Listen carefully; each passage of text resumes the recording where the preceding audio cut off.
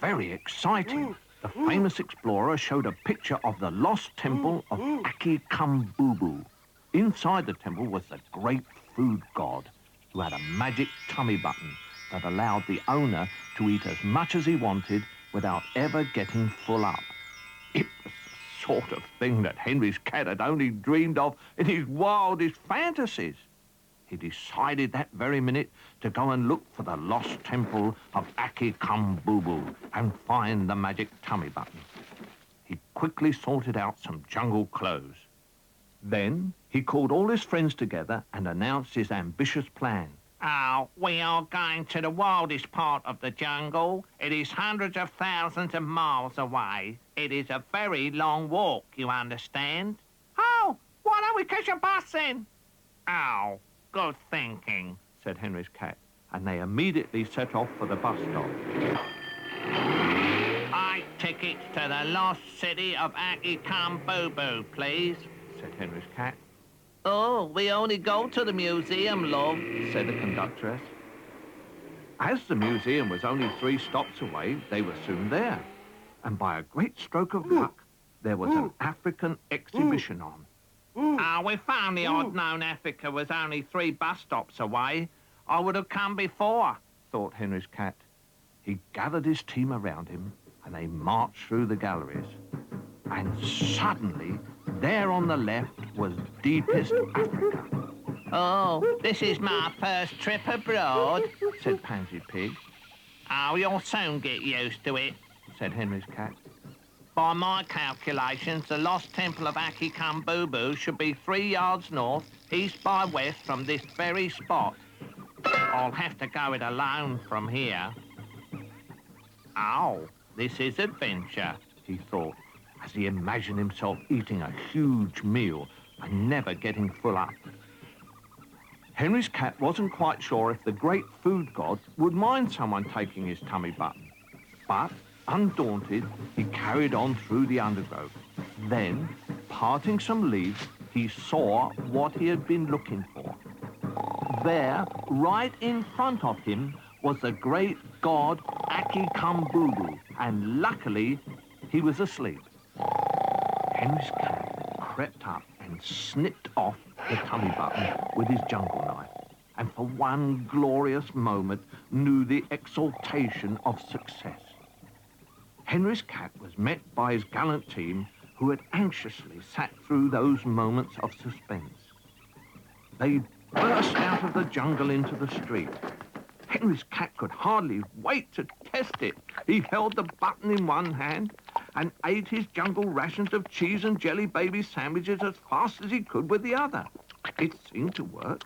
He'd eaten everything, and he still felt hungry. Oh, I've run out of food. Lend me some till we get home. Oh, not likely, said Chris Rabbit.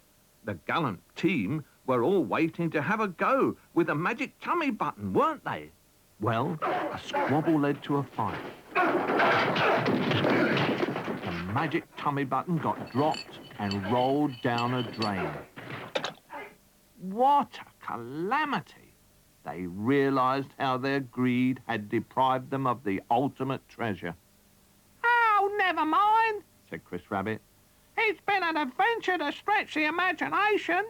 But Henry's cat wished it had been one to stretch the tummy as well.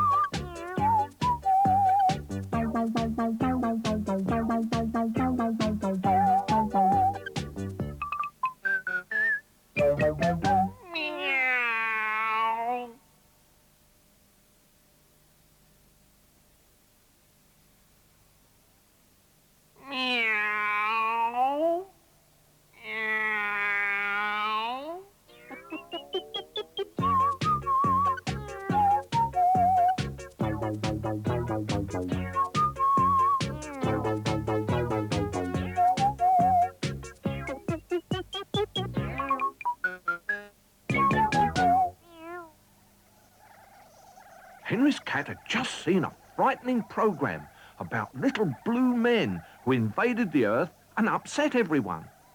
Luckily, a very clever professor invented a secret weapon that zapped most of them,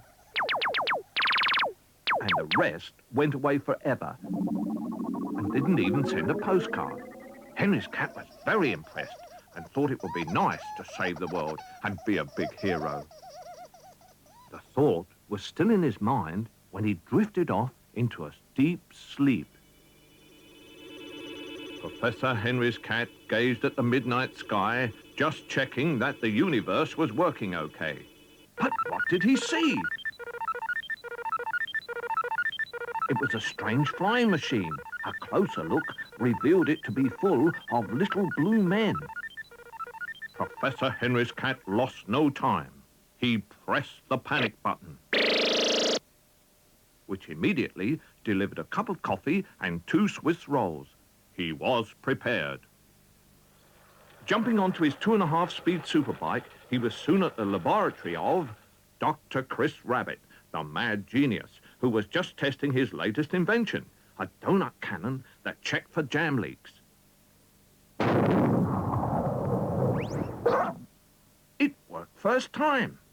Oh, we are about to be invaded by little blue men from Jupiter. Invent something to stop them. I'll be back in 20 minutes, said Henry's cat. The little blue men had landed and were frightening everyone. They even poked their tongues out at Comfortable Bulldog. When he said, "Let's do this here," they knocked his helmet off and jumped on it. It was a very serious situation. Professor Henry's cat hurried back to the laboratory of Dr. Chris Rabbit. I've done it! I've done it! Said Chris. Oh, have you made an anti-magnetic thermonuclear double repeatable isotropic laser gun? Inquired Henry's cat. No! Said Dr. Rabbit. Oh, have you invented a biological molecular atom fission blaster? No! Said Dr. Rabbit. Oh, have you conceived a computer-controlled audiotronic reciprocating guided missile? Asked Henry's cat. No, it's this, a clockwork tickle. You wind it up and it runs up your legs and tickles you under the arms and everywhere. This was a secret weapon the Space Invaders were not prepared for. Professor Henry's cat and Dr. Rabbit took a large bag of clockwork tickles and headed back to the Space Invaders as fast as they could go. Then, hiding behind a bush, they set off all the tickles at the little blue men.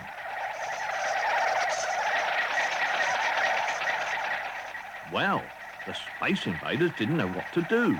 And when Dr. Rabbit produced his donut cannon with donuts full of super glue, they couldn't even move to scratch themselves. The invasion was soon over. But some of the tickles had run up Henry's cat's legs, and he scratched so hard he woke up and found he'd been dreaming and was itching because of his woolly pajamas. He was very relieved to find the little blue men had gone. Oh, well, an itch in time saves 9, so I've saved something, even if it's not the world, said Henry's cat, and went back to a sleep fit for a hero.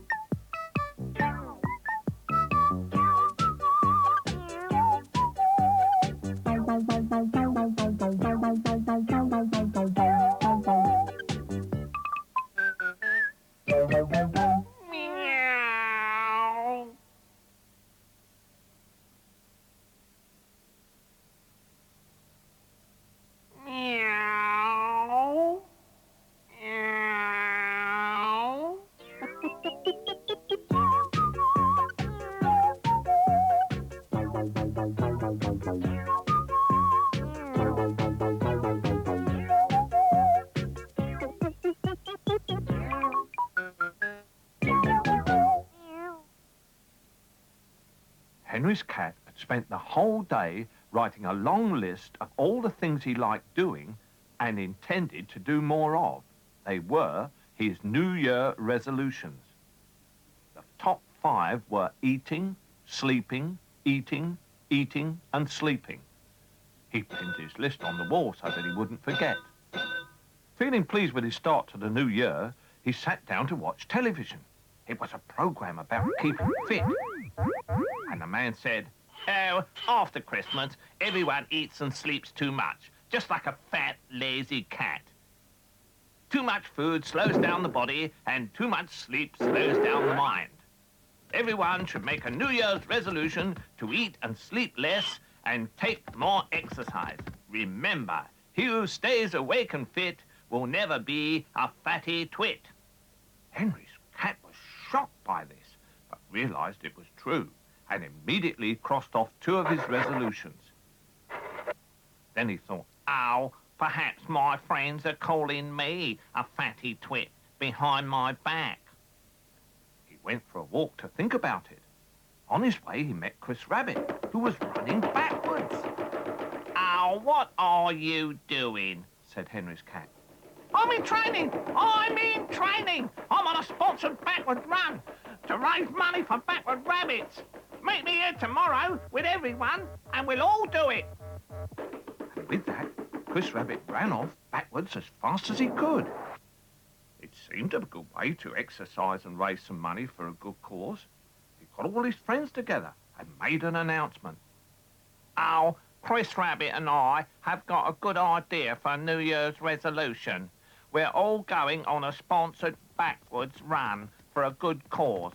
We start tomorrow. Next morning, they were all ready. Henry's cat said, Oh, I've got another idea. Half of us will go this way round the park and the rest will go the other way, and we'll see who gets back first. This made it a lot more exciting. Henry's cat then said, 1, 2, 3, go! And they all raced off, backwards, as fast as they could. Henry's cat could see that Sammy Snail was finding it a bit difficult. So when they arrived at the little bridge over the pond, Henry's cat said, Oh, everyone stop so that Sammy can catch up. Chris Rabbit's team also came running up, and as they were running backwards, they didn't see Henry's cat's team and bumped right into them. What a collision! They slipped and skidded into the frozen pond. Unluckily, Constable Bulldog was strolling through the park, and he saw them. Well, what's all this here? Can't you see that notice? Oh, we're not swimming, Constable. We're running backwards. See, a likely story. In that case, you can all run along backwards with me at the station. Fortunately for them, the police sergeant was also busy keeping fit, so he let them all go with a caution. Henry's cat made himself a big meal and went straight to bed, pausing only to add sleeping and eating to his list. He thought of the problems awake and fit people have and said, Oh, a fatty twit will often find he eats and sleeps with peace of mind. And with that, drifted off to sleep with all his New Year's resolutions behind him.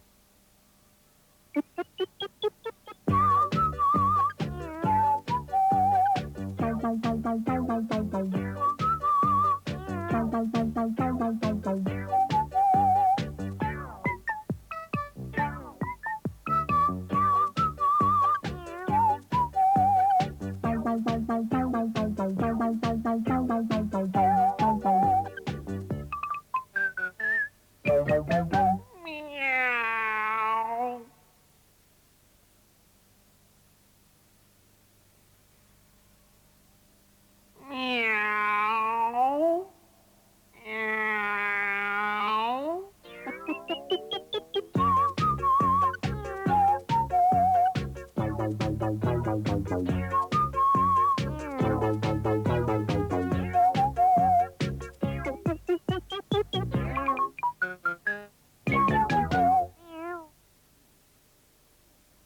all very strange. Henry's cat picked up the newspaper and there was no news in it. He watched TV to check and the man said, "Today, nothing has happened," and showed his piece of paper to prove it. Henry's cat thought about it. It wasn't very interesting to have nothing happening all over the place to everyone, especially for those who didn't do much anyway. What was needed was a hero, someone who could stir everyone to action, someone with skill, courage and imagination, someone like himself. He took a rest to think about it. He imagined himself as a hero. Captain Henry's cat boarded his plane for a non-stop flight around the world and back. He checked the equipment, steering wheel, pedals and hooter, all working perfectly. He wound up the compass and got out his map of the world. Then he looked at his emergency equipment, a puncture outfit, an umbrella, and a packet of indigestion tablets. Everything was ready and correct. Then he spoke to the passengers. Oh, good afternoon, ladies and gentlemen. I am Captain Henry's cat, and we are going on a non-stop mystery tour of the world. We shall be flying at a height of 120 feet and at a speed of 70 miles an hour. Although we do not have seat belts on this plane, there is some stick-anything adhesive glue for you to sit on. In an emergency, I will blow this whoopee whistle and wave this flag for those of you who are deaf. Under your seat, you will find a paper bag containing the following articles for your safety. A piece of paper with help written on it. A teach yourself to swim book in case we land in the sea. And a signed photo of a camel in case we land in the desert. Henry's cat then went into the cockpit and started pedalling hard. They were soon cruising along at maximum speed. Henry's cat announced things of interest as they passed. Oh, on the left is the Eiffel Tower, so called because it is an Eiffel. And on the right, we have the Leaning Tower of Pizzas. Oh, I mean pizza. At that moment, Henry's cat realized everyone had gone to one side of the plane to look out of the windows. And this put the plane off course. Henry's cat immediately sprang into dynamic action, taking out his emergency ukulele. He cried, "Oh, and now, everyone, I'm going to play a little song called I'm a Little Duck and I Flap My Wings, and I want you to put your arms out of the windows and flap them." I'm a little duck and I flap my wings all day. I'm a little duck and I flap my wings this way. Wow, it was just in time. The plane came out of its spin. Henry's cat saw his chance and quickly taking control, he landed right on top of a number 17 bus. The bus conductor was very angry, but Henry's cat paid everyone's fare and rang the bell so that the bus stopped outside an ice cream parlour. The passengers enjoyed their trip so much, they booked up again for next week. It was only when they heard of the danger they had been in on the news that they realised what a hero Henry's cat had been. Of course, after that, everybody started making news again, and there was lots to see and hear once more. Oh, I'm glad the news is back with us. Although, I must say, the best thing I've seen in the newspaper lately is fish and chips, thought Henry's cat, as he tucked in heartily.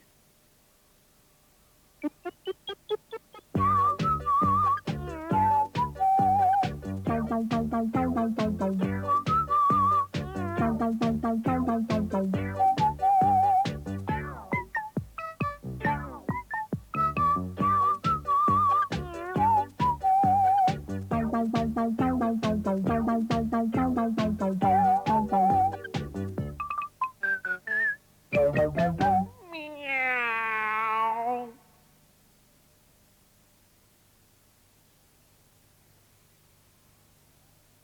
Meow.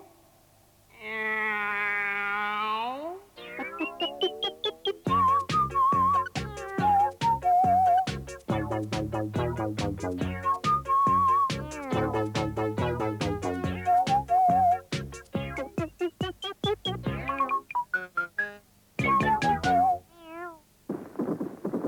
Henry's cat rocked in his chair, pretending he was his favourite cowboy, the Cat's-Eye Kid. He could hardly wait for the next episode. He imagined himself as a Cat's-Eye Kid, riding the range and catching bandits. Angry Farmer Giles came into the office of Sheriff Bulldog and said, Arr! Those doggone bandits have rustled my cows again. You had better get a posse after them, Sheriff Bulldog. Well, that sounds like Baba the Bandit to me. I'll get a posse after him right away. The posse was soon ready and galloped off. But the cunning Baba had laid a false trail that led the posse the wrong way.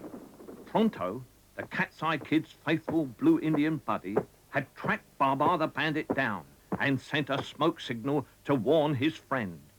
Meanwhile, the posse had got itself completely lost, and the evil Baba was hiding Farmer Giles's cows in a secret canyon.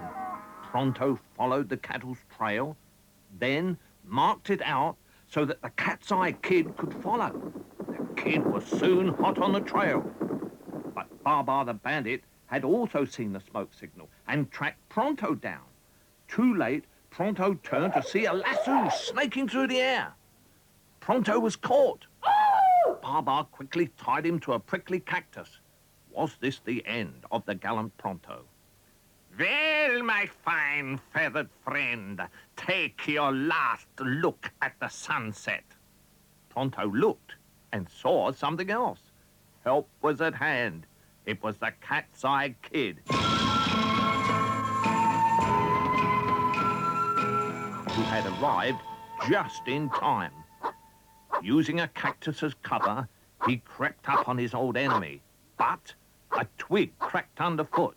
With lightning speed, Baba spun round and emptied both his guns into the cactus. Was this the end of the Cat's-Eye Kid?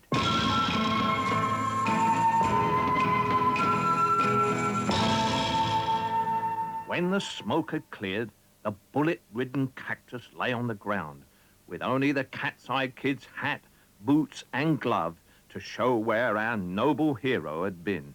Baba the Bandit gave an evil leer. Have you a last request before I shoot you like your friend, the Cat's-Eye Kid? Oh, yeah, said Pronto. Would you scratch my left foot, please? Hardly had Baba bent over to fulfill this request when the Cat's-Eye Kid appeared.